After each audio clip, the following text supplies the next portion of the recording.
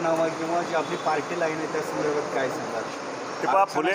आणि कोणते असे मुद्दे आहेत? फुले शाहू आंबेडकरांच्या विचारानं चालणारा हा पक्ष असेल.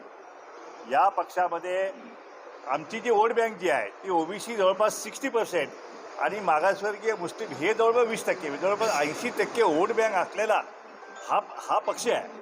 आणि त्यामुळं या ठिकाणी सगळ्या ज्या आरक्षणवादी पक्ष आहेत, मग त्याच्यामध्ये वंचित बहुजन आघाडी असेल किंवा आणखीन छोटे छोटे पक्ष असतील, मागासवर्गीयांच्या सगळ्या संघटना असतील, त्या सगळ्यांना मी आवाहन केलेलं आहे की सगळ्यांनी म्हणून एकत्रितपणे जे आहे ते या ठिकाणी जर आपण ही लढाई लढलो, राजकीय लढाई, तर या राज्यामध्ये नक्कीच राजकीय क्रांती झाल्याशिवाय जे आहे ते राहणार नाही.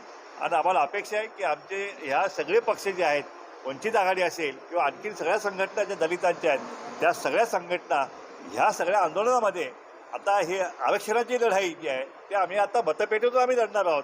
म्हणून ह्या पक्षाची स्थापना केली.